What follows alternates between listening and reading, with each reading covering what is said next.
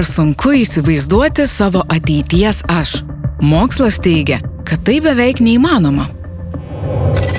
Tai, ką tu dabar darai, tai tikrai labai turės daug įtakos rytoj ar poryt ar po 10 metų. Aš visai laukiu ateities, man įdomu pamatyti, kas bus. Aš džiaugiuosi labai būdamas dabar, kur esu, bet ir nebijau to, kas bus. Tai aš irgi kvestionuoju save, kad galbūt aš dabar turiu tokią alerginę reakciją nuo to, ką matau, nes man tas nepatinka ir aš puikiai suprantu, ką reikėtų keisti. Mes atlikome eksperimentą, kuriame 3 žmonėms suteikėme galimybę susitikti su savimi po 20 metų. Tai padėjo jiems suprasti, kaip šiandienos pasirinkimai ir gyvenimo būdas paveiks jų ateitį. Įdomu iš tikrųjų pažiūrėti, kas bus, ką pamatysim. Aš tai norėčiau bent jau ateitį tiesiog dantis visus turėti, nebūt benamis. Kaip dabar, tik tai vyresnis. Man dabar gerai kaip yra. Su barzda? Žiūrėk, dėl tos barzdos. Man visi sako, kad dar gali pradėti augti. O kada tau pradėjo augti barzda? Anksti. O kada tau, Agnė, pradėjo barzda? Nežinau, dar irgi aš tam pačiam on the same page kaip ir tu. Gali būti, kad pradėsim keisti savo gyvenimą po šitą sakystatą su avatarais. Jo, jeigu tiesiog mano avataras kalėjime sėdi, va čia manau, kad būtų irgi labai atveriančias. Ekspertų komanda, susidedanti iš fizinės, psichinės ir finansinės sveikatos specialistų, atliko išsamų jų dabartinio gyvenimo būdo tyrimą, kad nuspėtų jų ateitį po 20 metų. Man labiausiai patiko su psichologija pasikalbėti. Nu, Janas, ten buvo 2 valandas. Nu tai taip, nes mes su jie pajautėm kažkokį ryšį. Nes tiesiog taupai €5 konsultaciją. Ne, aš neįsiu, aš labai nenoriu. Man kai nemokamai sako, man geriau negu jeigu aš pavau pinigus už tai. Psichologiškai tu stiprus? Man sakė, kad aš normalus. Kitais žodžiais, turbūt kitais žodžiais, bet pasakė, kad su manim viskas gerai. Aš užtrukau, nes aš kartais nueinu pas psichologą, gal dėl to. Ai. Bet tu atvirai nebuvai ar buvai atvira? Nu, aš buvau atvira, bet aš labai skeptiška. Pasitelkus dirbtinį intelektą ir specialiuosius efektus, surinkti duomenys buvo panaudoti, kuriant mūsų dalyvių avatarus. Šie avatarai jiems perdavė žinutę iš ateities, primindami apie tai, kaip svarbu atkreipti dėmesį į savo gyvenimą jau dabar. Ne, bet tikrai pamatysim, kad laikas dar greičiau bėga, nes tikrai aš jau būsiu realiai kaip senelis parodytas. Kem 2? Nu, bus. Tai man bus kem 2? Man bus tiek, kiek tau dabar. Taip. Tu man į vaikus tinki. Labai dar gerai, tiek čia prasme. Sėkmės. Aš tau linkiu, kad pamačius tau dar labiau būtų įkvėpimo gyventi. Susimatysim vėliau. Gerai. Labai puikiai pasakyta.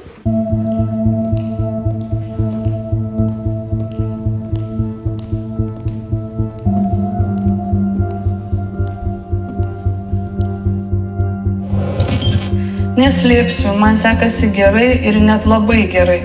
Mano talentas planuoti ir investuoti pasiteisino su kaupu.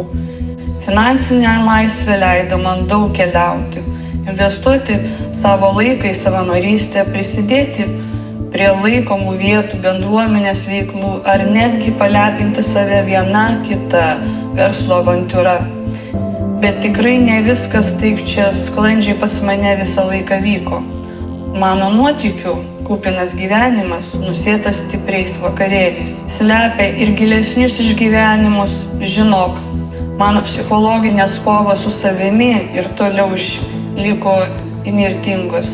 Aš jaučiuosi įdomiai, aš manau, kad aš būsiu gražesnė, nes tai, ką mačiau vizualiai, atrodo kaip močiutė. O kaip pavyzdžiui, tu daug galvoji apie ateitį? Nu, žinok, stengiuosi negalvot per daug. Aš dažniau apie mirtį pagalvoju. Ja? Ačiū labai.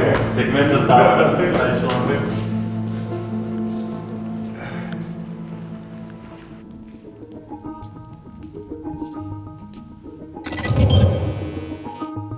Mano meilės reikalai panašus į šachmatus. Kiekvienas įimas yra arba laimėjimas, arba pamoka. Tik kad šitas žaidimas reikalauja daug kantrybės ir praktikos, tai neslėpsiu.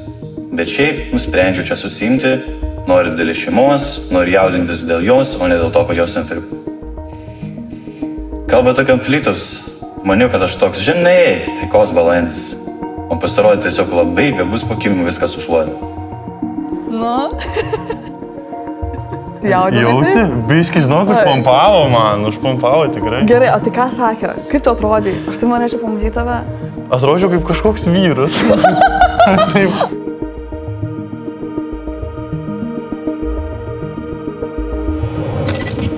Stovėdamas čia, noriu pasidalinti dalele išminties su tavimi.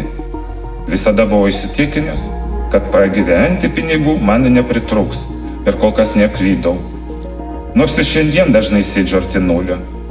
Išsimokėjau mūsų buto paskolą vos per 10 metų. Gyventi tapo išties lengviau. Sakiau, Agnė, atrodau blogiau negu tu dabar, bet neblogai. Vis tiek neblogai. Bet jūs manęs nematėte, kaip ir aš. Ne, aš labai norėčiau pamatyti. Aha. Fiziškai, nusitę kartą, kai iš tikrųjų nuėjau sporto salę, absoliučiai pasteisinu. Esu geriausios formos, plaukai vis dar kelia pavydą šampūnų reklamos. Tas kraujospūdis sukilęs, kad priaugus ar svorios, beje, tu priaugus ar ne? Nes... Šiek tiek yra, bet ten, kadangi krito taip lengvai, tai nesimato. Pradėk branginti savo draugystės dabar. Išmok valdyti savo pinigus bent truputį, kad išvengtum tų ateities rūpesčių. Jo akis šypsojosi, jis jautėsi visai smagiai, fainai. Ir vat toks noras tą tokį išlaikyti, tokį jausmą gerą, vat tokį, kad gyveni. Man vienas dalykas, kuris labai įstrigo, kad aš kemenu vis dar neturiu šeimos. Nes tu visada ieškosi tas vienintelės. Jo, tai man atrodo, kad reikia, žinai, jeigu turi gerai, neieško geriau ir tiesiog džiaugtis šiai akimirką, čia ir dabar turbūt. Tai va, aš šitą išsinešiau. Gyvenimą kasdien, tyrinėk ir niekada nesustok mokytis. Tai yra tai, kas išlaikys tave žvalę ir padės klestėti. Emocinės bėdos neišsispręs, jei neskirsi joms dėmesio ir darbo. Tad gyvenk sąmoningiau, mylėk šiek tiek giliau ir gal kartais atsisakyk to papildomo gabalėlio picos. Tai va, mano tema. Po 20 metų aš nesu senas, tiesiog gerai subrendęs. Tavo gyvybingi ateinantis 10-mečiai prasideda šiandien. Tu susitvarkysi, moterie.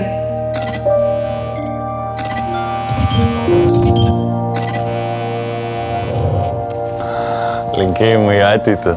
Jeigu ateitis bent pusė tokia nuostabi, kaip dabar mačiau, tai aš manau, kad bus viskas labai labai super. Wow. Net jei šiuo metu tuo netiki, išdrįs keistis, nes dideli dalykai gimsta iš mažų pokyčių susijungiančių į bendrą visumą. Ateitis tavo rankose. Luminor.